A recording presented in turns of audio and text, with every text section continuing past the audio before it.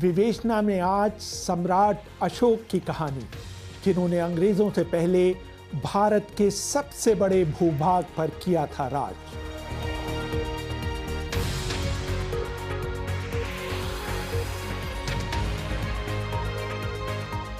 अभिवादन स्वीकार करिए रेहान फजल का। अशोक के बारे में कहा जाता है कि उन्होंने अपने 40 साल के राज में करीब करीब पूरे भारतीय उपमहाद्वीप को एक सरकार के अंतर्गत जोड़ दिया। तमिलनाडु और केरल को छोड़कर आज का पूरा भारत, आज का पूरा पाकिस्तान और अफगानिस्तान का कम से कम पूर्वी भाग अशोक के अधिकार क्षेत्र में था। यही नहीं, वो एक ऐसे धर्म को विश्वव्यापी धर्म की श्रेणी तक पहुंचाने में भी कामयाब रहे जिसके अनुयायी उस दौर में बहुत कम थे। उन्होंने ऐसी नैतिक अवधारणाओं का सूत्रपात किया जिनका असर आज तक देखा जा सकता है। चार्ल्स एलन अपनी किताब Ashoka the search for India's lost emperor में लिखते हैं, अशोक को सही मानों में भारत का संस्थापक पिता कहा जा सकता है। वो पहले शासक थे जिन्होंने भारत को एक राष्ट्र के रूप में पिरोया। इतना ही नहीं, महात्मा गांधी से कहीं पहले उन्होंने ही अहिंसा की अवधारणा की शुरुआत की। वो शायद दुनिया के पहले राजा थे जिन्होंने एक कल्याणकारी राज्य की स्थापना की। अशोक कई लोगों को कई रूपों में दिखाई देते हैं। एक विजेता जिसने युद्ध की विभीषिकाओं को देखते हुए विजय को त्याग दिया, एक साधु या कहें साधु और सम्राट का अद्भुत समन्वय, एक राजनीतिक जीनियस जिसे मानवीय मूल्यों की गहरी समझ थी। रोमिला थापर अपनी किताब Ashok and the decline of Mauryas में लिखती हैं, अशोक बहुत मायनों में अपने काल का प्रतिनिधित्व करते थे। उनकी सबसे बड़ी उपलब्धि थी कि उन्होंने अपने समय को समझा और भारतीय संदर्भ में उसकी जो ज़रूरतें थीं उन्हें पूरा किया। सम्राट अशोक की कहानी उनके दादा चंद्रगुप्त मौर्य और उस शख्स चाणक्य से शुरू होती है जिसने उन्हें मगध की गद्दी पर बैठाया था। अशोक चंद्रगुप्त मौर्य के पोते थे। 323 ईसा पूर्व में सिकंदर की मृत्यु के 1-2 साल के अंदर ही सिंधु नदी के पूर्व में यूनानी आधिपत्य समाप्त होने लगा था। चाणक्य के मार्गदर्शन में पहले तो चंद्रगुप्त ने धनानंदा के खिलाफ हार का स्वाद चखा, लेकिन फिर उन्हें हराकर उत्तरी भारत के निर्विवाद शासक बन गए। अपने 24 वर्ष के शासन में चंद्रगुप्त मौर्य की सेना अजेय रही। 305 ईसा पूर्व में जब बेबीलोन और पर्सिया के नए शासक सेल्यूकस ने सिकंदर की खोई हुई भूमि जीतने की कोशिश की तो उन्हें चंद्रगुप्त मौर्य के हाथों हार का सामना करना पड़ा। चंद्रगुप्त मौर्य के बाद बिंदुसार मगध के राजा बने। चाणक्य बिंदुसार के भी मार्गदर्शक बने। उनके पोते और शिष्य राधागुप्त ने अशोक के मगध का राजा बनने में महत्वपूर्ण भूमिका निभाई। एल बाशम अपनी किताब the wonder that was India में लिखते हैं, बिंदुसार का बेटा सुसीमा उनकी गद्दी का वारिस था और ये माना जा रहा था कि उनके बाद वो ही मगध का राजा बनेगा। बिंदुसार के उत्तराधिकारियों के क्रम में अशोक का नाम काफी नीचे था। वो नाटे कद के थे और मोटे भी थे।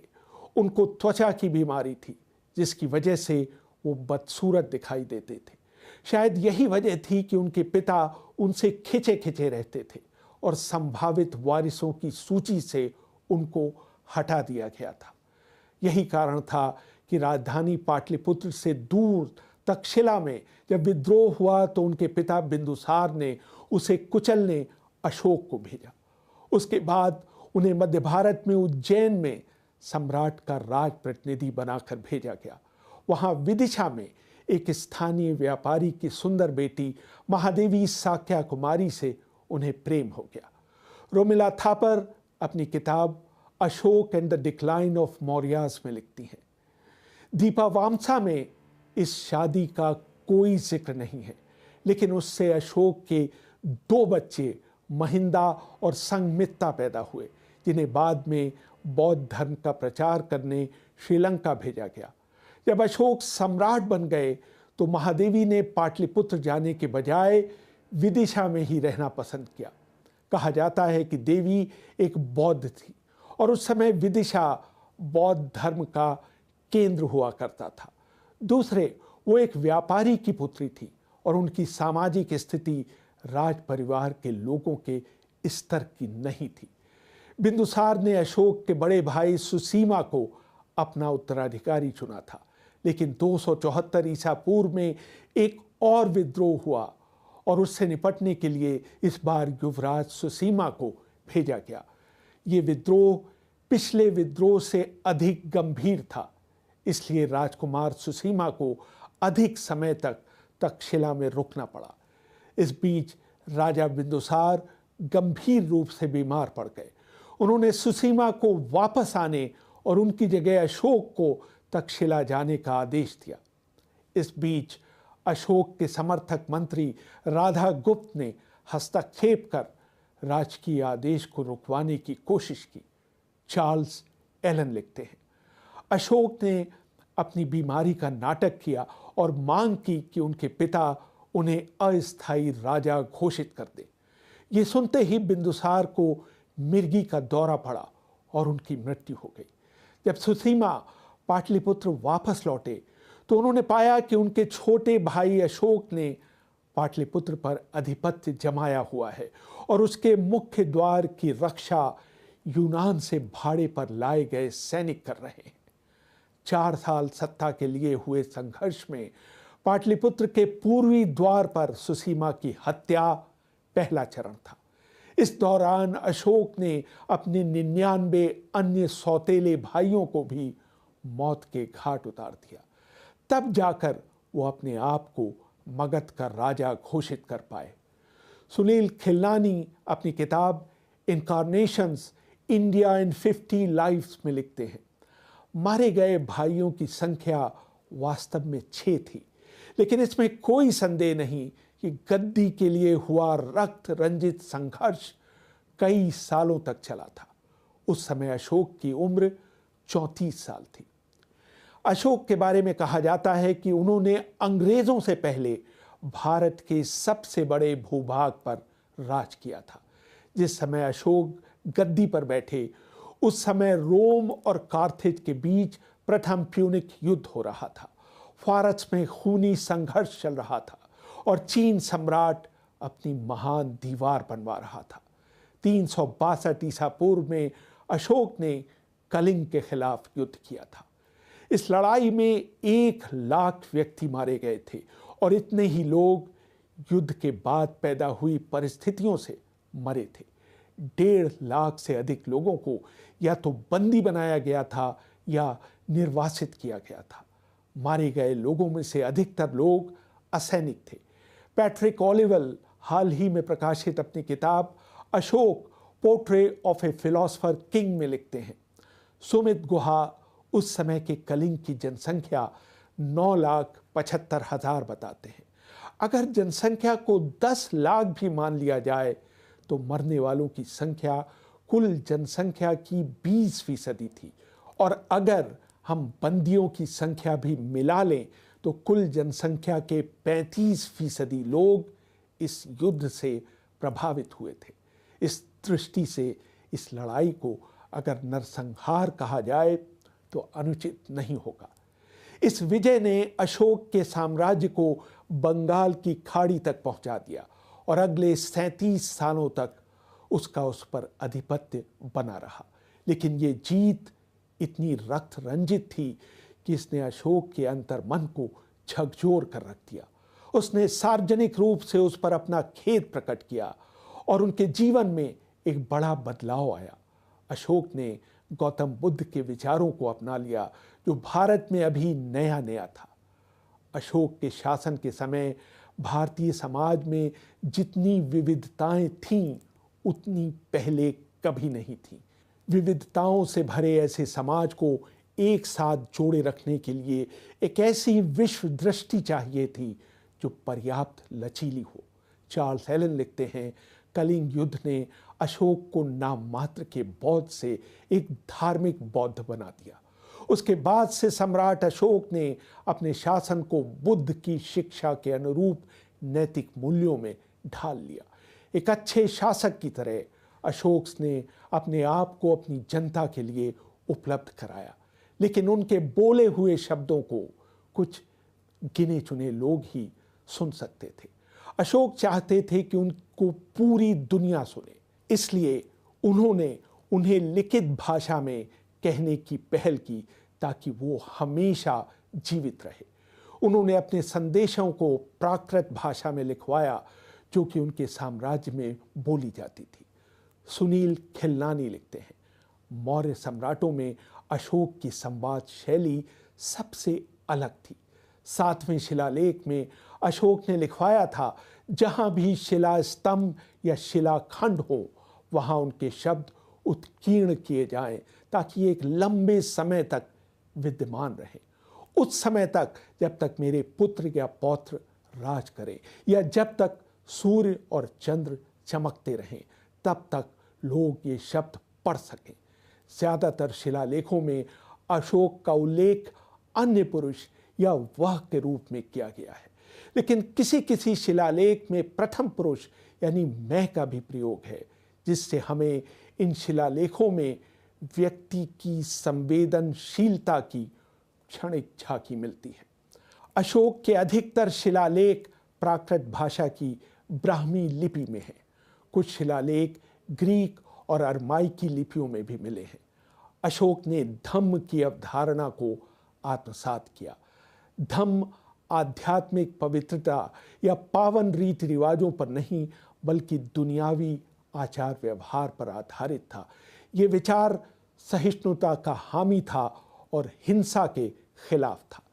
रोमिला थापर कहती हैं, अशोक जिन सिद्धांतों को सबसे अधिक महत्व देते हैं उनमें पहला है विभिन्न मत मतांतरों का सह अस्तित्व। उनका मानना था कि सबको मिलजुल कर सह अस्तित्व की भावना से रहना सीखना होगा। दूसरे मनुष्यों के संप्रदायों का सम्मान करना होगा, क्योंकि औरों के संप्रदायों का सम्मान करके ही तुम अपने संप्रदाय का सम्मान कर पाओगे। ये धम्म का मूल सिद्धांत है। मुझे ये दिलचस्प लगता है कि इस बात पर कितना ज़्यादा जोर दिया गया था। शायद उस समय संप्रदायों के बीच बहुत बैर भाव रहा होगा। धम्म के अनुसार प्रजा के कल्याण, उनके स्वास्थ्य और सुख के बारे में सोचना और इस दिशा में काम करना शासक का कर्तव्य है। राजा का ये भी फर्ज है कि वो सड़क के किनारे बरगद या आम के पेड़ लगवाए और यात्रियों के भोजन और विश्राम का प्रबंध करे। अशोक के सबसे प्रभावशाली विचार 12वें शिलालेख में हैं, जिसमें धार्मिक सहिष्णुता पर जोर दिया गया है। अशोक इसे वाक संयम कहते हैं। शिलालेख में लिखा है, जो कोई अपने धर्म में अतिशय भक्ति के कारण उसका गुणगान करता है और अन्य धर्मों की निंदा करता है, वो अपने धर्म को ही हानि पहुंचाता है। इसलिए विभिन्न धर्मों के बीच मेलजोल होना चाहिए। सभी को दूसरों के विचारों को सुनना चाहिए और उनका सम्मान करना चाहिए। सन 232 ईसा पूर्व में अशोक का देहावसान हो गया। मौर्य वंश कुल 137 वर्षों तक चला। रोमिला थापर लिखती हैं, दूसरे राजवंशों जैसे हान और रोमन की तुलना में मौर्य वंश बहुत कम समय के लिए था। इसका उदय चंद्रगुप्त मौर्य की जीत के साथ हुआ था।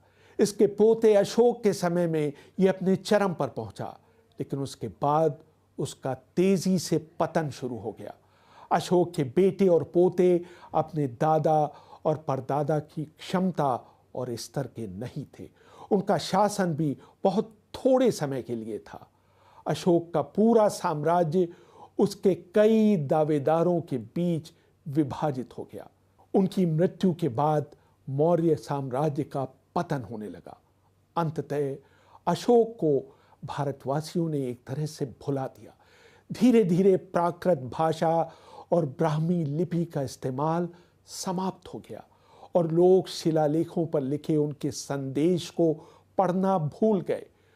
लेकिन नियति का खेल देखिए, 19वीं सदी में अशोक की दोबारा खोज की ब्रिटिश इतिहासकारों विलियम जोन्स और जेम्स प्रिंसेप ने। उन्होंने ब्राह्मी लिपि का मतलब लोगों को समझाया। भारत की आज़ादी से सिर्फ 1 महीने पहले जुलाई 1947 में संविधान सभा में बोलते हुए जवाहरलाल नेहरू ने राष्ट्रीय झंडे का डिज़ाइन तय करने के लिए एक प्रस्ताव पेश किया, जिसमें अशोक के चक्र को भारतीय तिरंगे के मध्य में जगह दी गई।